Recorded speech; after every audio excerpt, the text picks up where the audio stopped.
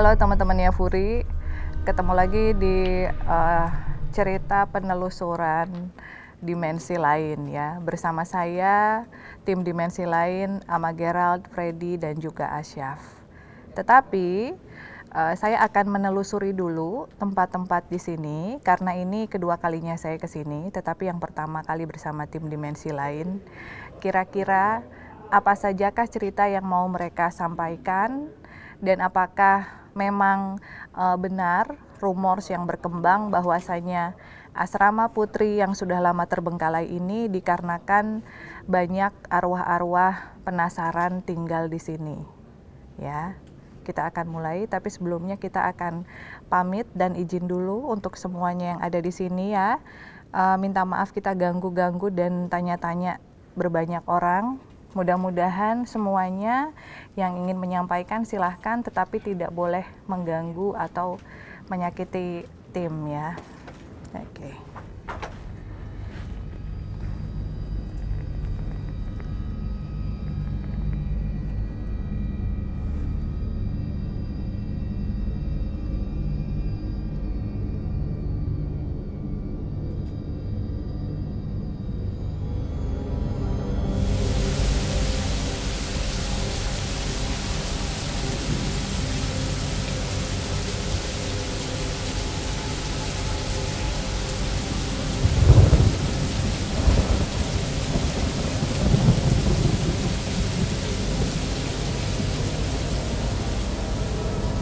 Jadi Chef, Susi ini kan gantung diri, terus juga lidahnya keluar, mata sebelah kirinya keluar juga.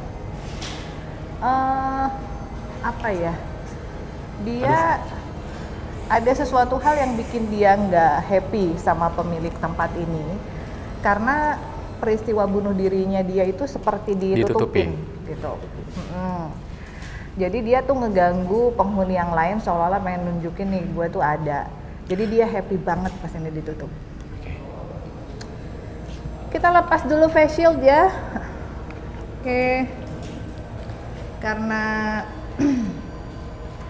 kita mau medium, nanti Mas Freddy di sebelahnya Mas Asyaf.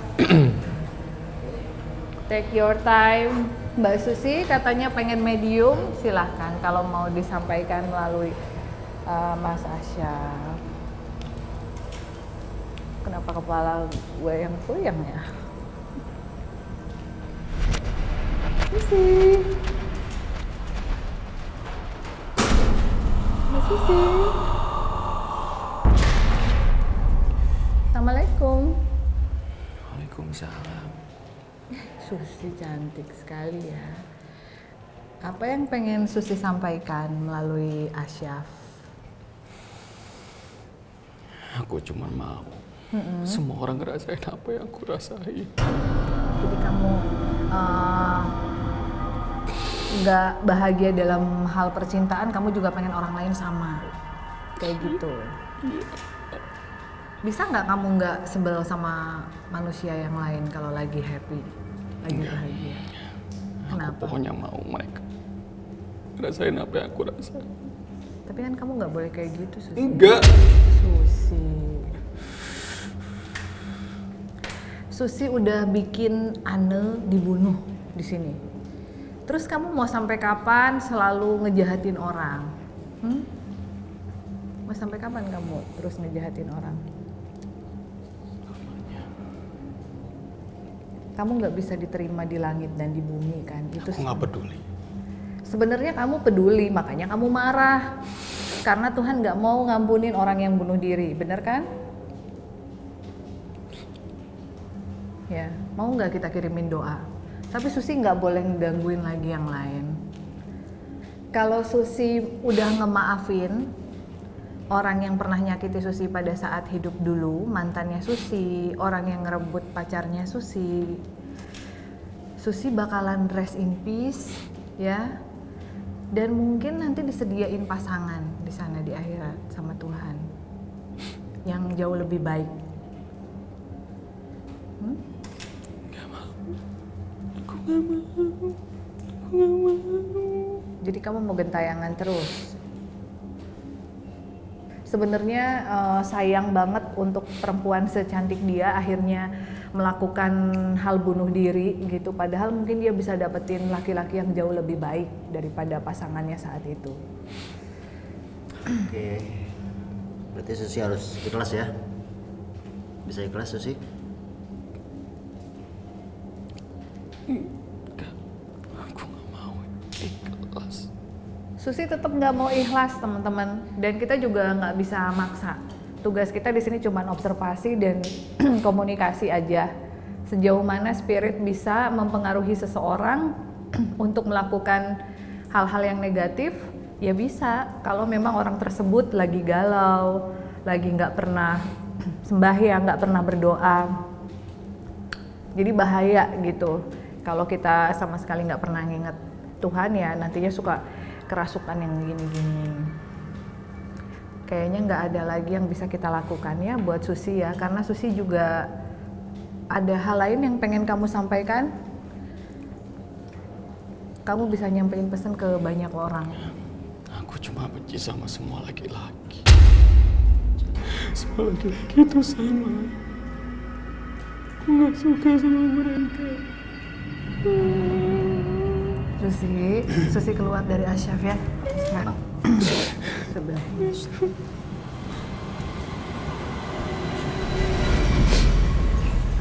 Oke.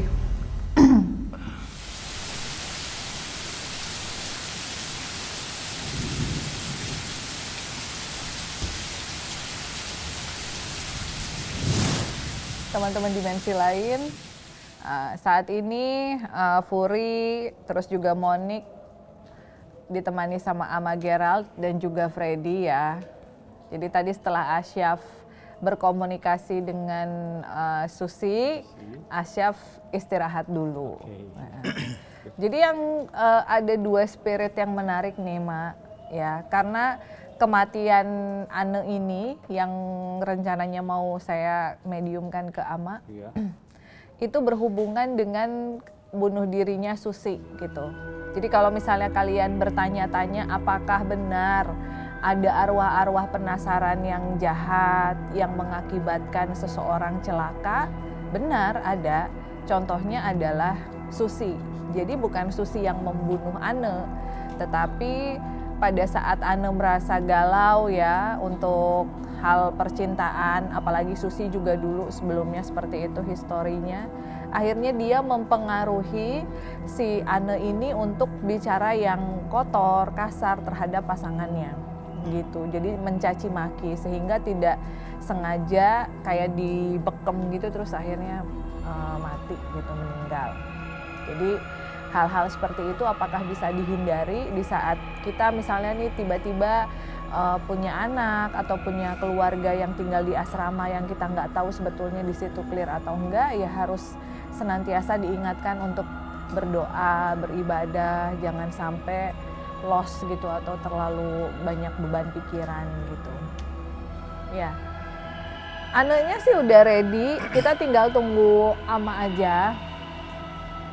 Jadi sebenarnya yang pengen saya tanya sama Ane tuh, sebenarnya dia kenapa masih diem di sini dan kenapa belum pulang gitu.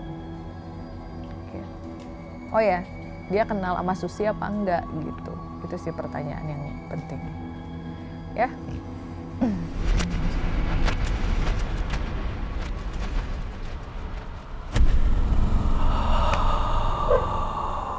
Anu. Hai. Cantik sekali ya Ane ya. Orang mana Ane? Jogja.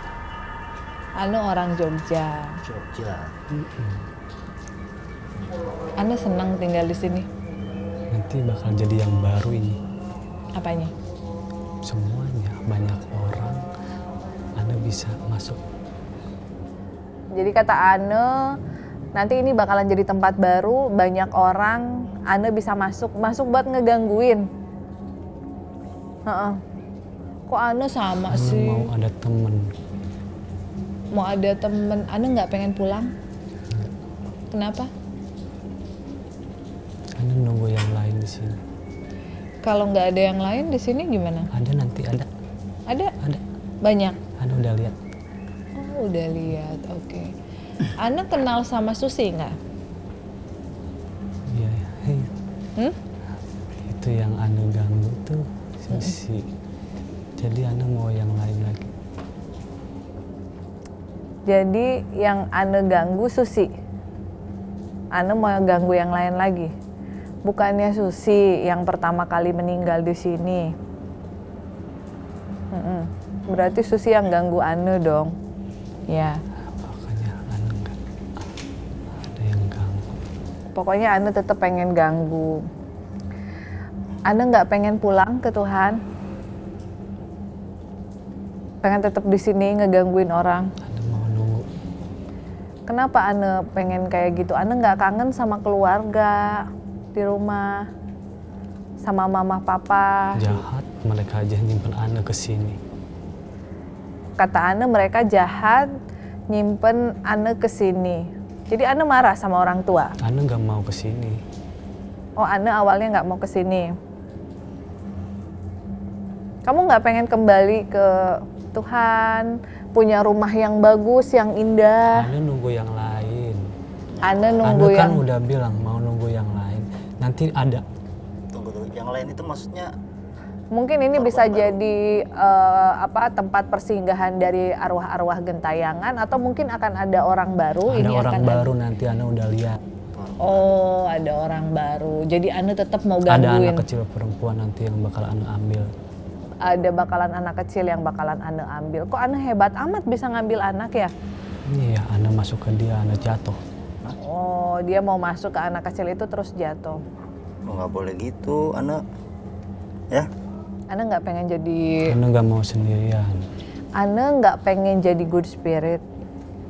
Kayak Monik nih, Monik baik loh udah jadi good spirit. Happy sama Mami Furi. Ana nggak pengen kayak gitu.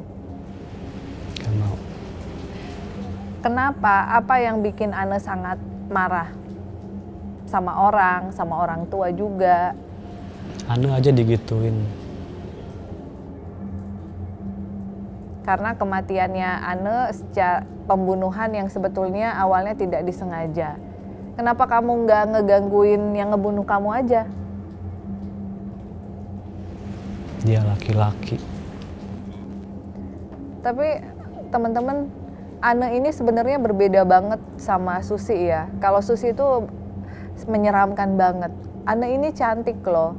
Jadi mungkin kalau Ana nice, baik, lucu, bisa aja one day Ana tinggal di tempatnya Mami Furi gitu, atau mungkin biar Ana kan punya udah bilang mau teman-teman. nunggu yang lain di sini. Oh, dia tetap mau nunggu yang lain di sini. Oke. Jadi jangan paksaan gitu. Oh enggak, Kak Furi nggak paksa, cuma nanya Terus aja. kenapa tadi selalu suruh pulang? Pulang ke Tuhan. Anda kan udah bilang gak mau. Oke. Anda mau tunggu yang lain. Mau tunggu yang lain. Tetap mau tunggu yang lain, mau tunggu anak kecil untuk Mau dimasukin. pindahin Ana. Kamu Kalau Ananya mau baik, nggak mau. kenapa harus Ana? Ini lihat bajunya cantik, rambutnya juga nanti diurusin. diurus. Enggak. Kalau Ana udah tunggu yang lain boleh. Tapi yang lain jangan Ana. Oh gitu. Jadi tetap dia pengen membalaskan dendamnya. Ini memang banyak sekali terjadi pada korban-korban arwah-arwah pembunuhan ya. Kalau Kak Furi sama teman-teman di sini kirimin Al-Fatihah, Ana mau? Happy nggak, tenang nggak kalau dikirimin Al-Fatihah? Buat apa? Biar Ana tenang, nggak marah. Kita baru kenal tapi kita pengen Ana happy, kita pengen Ana tenang. Orang kalau biasanya ngedenger Al-Fatihah bakalan langsung bahagia. Ana tuh cantik, rambutnya pendek ya. Basically dia ini nice ya, baik ya. Awalnya baik, tapi karena kematiannya seperti itu jadi dia kayak dendam Nggak gitu. terima lah ya. Tapi kalau menurut aku sih Ana masih agak bisa dirubah sedikit dibandingkan Susi ya. Tapi memang butuh waktu gitu. Cakep banget, very nice wangi lagi, ya. Banyak yang suka deh pasti sama Ane. Yang di bawah tuh yang serem suka sama Ane nggak? Ane nggak pernah kemana-mana. Oh, Ane di kamar aja. Kamar aja. Masuk ini kamarnya ini.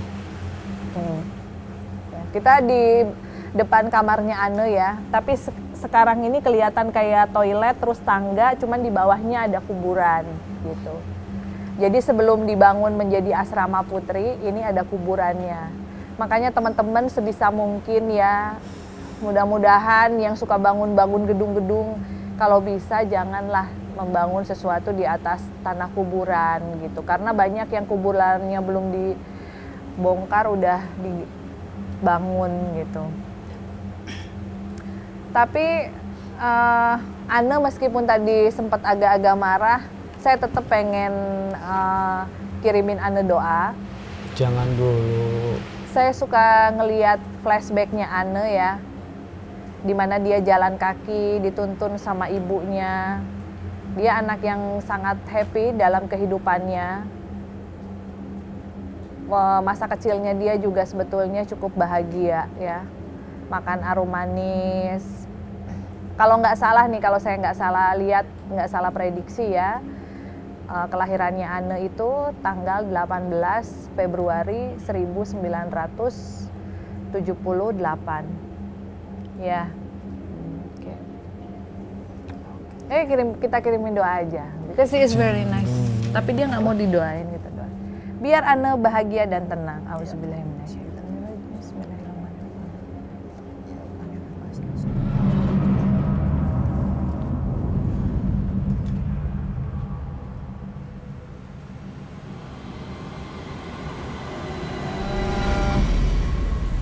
Apa ya? Pembacaan Al-Fatihah ini sebenarnya bukan karena saya pengen mengakhiri conversation ini, bukan. Tetapi sebetulnya apa yang saya lihat tadi flashback di masa lalunya Ane, saya pengen Ane sebagai arwah menyadari bahwa dia juga pernah mendapatkan mengalami kehidupan yang indah di masa kecilnya gitu. Jadi dia nggak seharusnya dendam banget sama orang tua karena nggak mau dikirim ke sini gitu. Karena kalau tetap ditanya akan tetap jawabannya seperti itu. Saya mau nyelakain, saya mau nunggu yang lain. Karena dia masih terus-terusan dendam. Jadi ungkapan saya tadi tentang masa kecilnya dia itu sebetulnya ada energi lain yang mungkin itu merupakan orang tuanya Ane gitu, almarhum gitu. Jadi ibunya bilang bahwa ibunya tuh sayang. Dia memperlihatkan sebuah adegan di masa lalu di mana dia nuntun tangannya Ane kecil ini sangat cantik, gemuk, makan arum manis gitu. Dia pengen ngingetin Ane bahwa ibunya tuh sayang. Dan tujuannya dikirimkan ke sini pun untuk tujuan baik. Dan orang tuanya juga sudah pasti sangat sedih ya atas peristiwa kematiannya Ane gitu. Jadi sebetulnya cuman sekedar informasi bahwa kalau medium seperti saya itu nggak bisa baca masa lalu ya. Jadi buat kalian yang sering nonton YouTube saya pasti kalian tahu bahwa indigo yang bisa membaca masa lalu seseorang itu adalah retrocognition. Tetapi saya bisa mendapatkan informasi tentang masa lalu seseorang, dia lahir tanggal berapa, masa kecilnya seperti apa, itu biasanya apabila memang ada arwah atau spirit yang menyampaikan sesuatu. Sampaikan dong sama Ane seperti tadi. Jadi mudah-mudahan nih, karena Anenya udah kembali ke kamarnya dan lagi termenung, mudah-mudahan dalam ketermenungannya dia sadar bahwa dia punya ibu yang sudah sama-sama meninggal. Dan kalau Ane udah mau ikhlas, ya dia bakalan ketemu lagi sama ibunya, makan arum manis lagi. Oke, hujannya udah cukup gede, ya. Masih banyak hal-hal yang bisa diceritakan dari tempat ini. Ada banyak jin buangan juga, ya. Ada jin-jin yang memang seringkali dipakai sebagai media santet oleh orang-orang supranatural gitu kan. Terus pada saat pengobatan mereka dibuangnya ke tempat yang sekiranya memang di situ adalah perkampungan atau perkumpulan jin. Enggak secara sengaja dibawa ke sini, diturunin ke mobil gitu, enggak. Jadi di sini memang banyak energi yang terbuang. Seperti apakah perasaan jin-jin ini yang mereka diperalat dan dipakai oleh manusia untuk melakukan kejahatan dengan bayaran sajen, ya, terus apa sih, bayaran yang tidak seberapa, mereka disuruh orangnya dapat uang banyak, terus kemudian malah si jin ini yang disakiti, dibuang ke sini. Kalian kan pasti nggak pernah nanya kan perasaan mereka sebagai makhluk, sama-sama makhluk ciptaan Tuhan yang dipakai oleh manusia untuk menyampaikan energi-energi negatif dan santet. Belum lagi mereka juga harus siap di saat Tuhan mengambil mereka dan juga memasukkan mereka ke neraka gitu. Pasti sedih banget. Jadi di sini kita akan kupas perasaan-perasaan jin yang dibuang, ya, yang diperalat oleh manusia, yang dapat uangnya manusia, mereka nggak dapat apa-apa, ya. Kita akan mulai observasi nanti malam ya, masih hujan. Kita supaya chemistry-nya dapat dulu, ya. Oke, jangan kemana-mana ya. Like, subscribe, share, komen YouTube channelnya Furi Harun.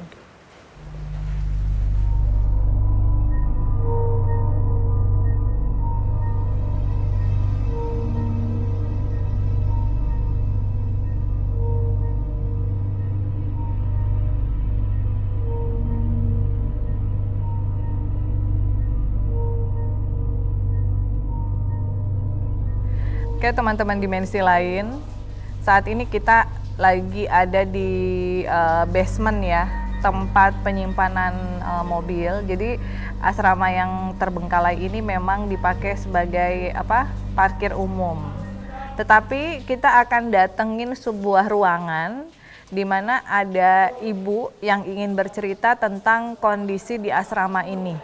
Gitu. Jadi dia memang dulunya pembantu di sini bersih-bersih. Jadi dia tahu ceritanya kenapa asrama ini bisa terbengkalai dan kenapa jadi asrama yang angker. Ditemenin sama Ama Gerald, Asyaf dan juga Freddy. Formasi lengkap ya. Dan juga Monik. Oke, kita akan masukin ruangannya.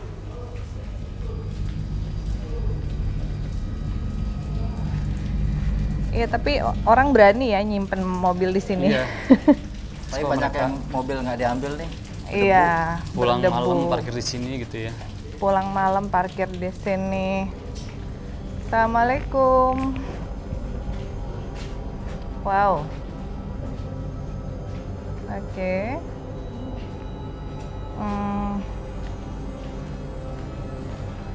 Aduh. Jadi Ayo, di mana? Oh. siapa ini? Assalamualaikum. Assalamualaikum. Waalaikumsalam. Kamu siapa? Yang di sini. Oh, yang di sini. Namanya siapa? Randit. Namanya Randit. Ada yang mau disampaikan sama kita?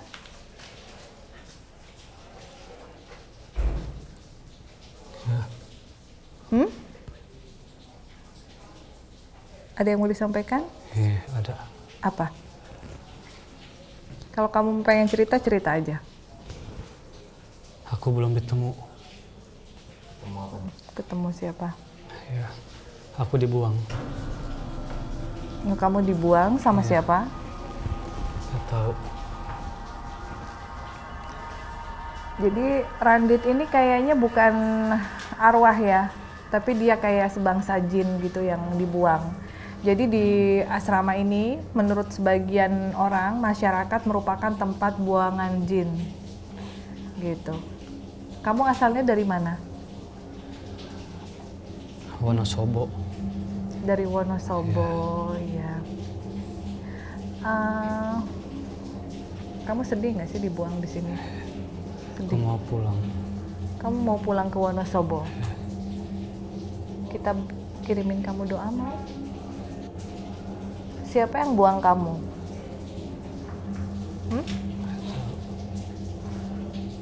Kamu dulu suka disuruh ngapain? Kamu disuruh nganterin santet. Perwujudannya matanya agak merah ya, tapi kalau badannya sendiri saya belum terlalu bisa ngelihat dengan jelas, cuman hitam aja, ngeblek gitu.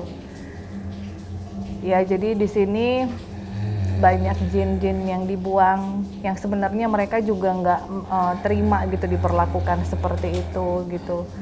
Terus juga disuruh mengirimkan santet gitu. Tapi orang yang kamu santet itu mati apa enggak? Enggak. Ini ama mukanya pucat bayang nggak sih? Iya, enggak. Ada lagi yang pengen kamu sampaikan? Jadi di episode kali ini saya juga pengen mengobservasi dan juga ingin menceritakan sama teman-teman dimensi lain bagaimana sih perasaan jin-jin yang terbuang gitu. Karena sebetulnya mereka hanyalah menjadi budak ya, yang diperbudak oleh manusia-manusia untuk tujuan-tujuan yang jahat. Kamu pengen kembali ke Tuhan nggak? Apa pengen pulang ke rumah? Ke rumah. Rumah kamu di mana? Wonosobo. Rumahnya di Wonosobo, ya. Ada buangan jin dari Wonosobo ke sini ya. Kita kirimin doa.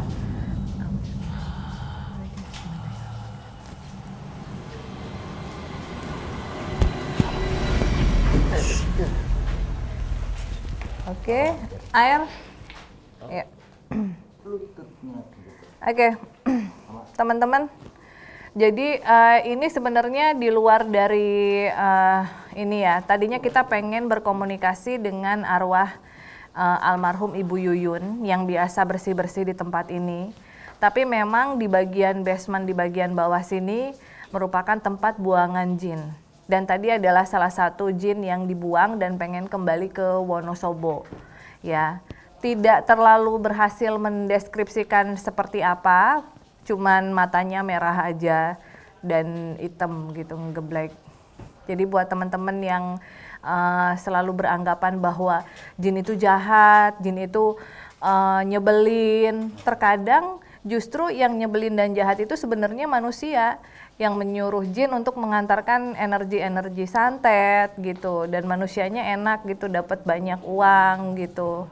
Jadi ya kita doain aja, saling menghormati lah ya. Kalau Asyaf, apa yang dirasain Syaf? Ya gitu, tadi yang aku tadi juga bilang sama kakak gitu kan, kayaknya memang banyak banget kayak jin-jin emang yang dibuang di sini. Terus aku juga ngerasain ada nggak satu sih, mungkin 3 atau 4 tuh banyak banget Kak di basement. Ini dia kuat banget sih yang aku lihat. Dan aku lihat sosok semacam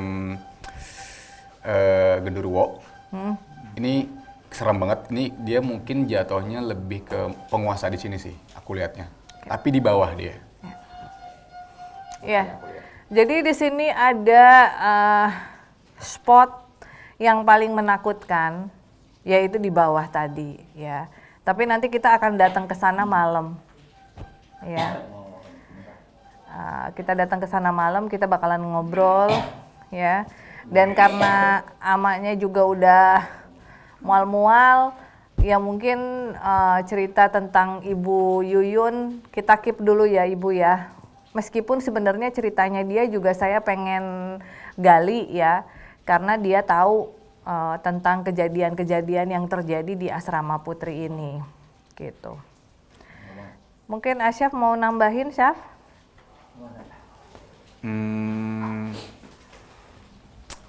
Kalau yang pertama kali aku lihat di sini ya, dari awal aku udah berpikir kayak ini ada ruangan lain gak sih Kak, gitu kan. Sempat tadi aku bilang sama Mas Wahyu, ini ada ruangan kosong yang lain gak? Ini kayaknya kok saya ngerasa kayak ditarik nih ke ruangan itu. Ternyata tadi kata Bang Wahyu dibilang ada basement. Oh, oke, berarti di situ. Saya bilang pas saya lihat-lihat lagi, itu tadi aku lihat ada sosok genderuwo. Cuman dia nggak pernah mau ngomong nggak. Dia nggak mau berkomunikasi. Dan jatuhnya mungkin ya dia lebih ke penguasa di sini aja gitu loh. Hampir semua makhluk di sini tuh takut sama dia, segan sama dia. Dan mereka tuh nggak mau deket-deket sama si genderuwo ini. Gitu. Iya. Gitu sih. Oke. Karena ini juga udah sore ya, kita akan berkomunikasi dengan beberapa yang ada di basement. mungkin jumlahnya lebih dari 4 ya, 5 or something lah ya. Itu yang udah bener-bener pengen bercerita ya. Mungkin ada yang bisa dimediumkan, ada yang Kak Furi ceritain secara langsung gitu, tapi tentunya kita juga harus mempersiapkan dupa dulu ya. Kak Furi mau bawa haturan dulu ke sana supaya tim kita semuanya aman dan gak digangguin ya. Jadi jangan kemana-mana, kita akan kupas lagi tentang gimana sih perasaan jin-jin yang dibuang gitu. Apakah mereka happy atau sebenarnya mereka itu hanya diperalat oleh manusia saja ya.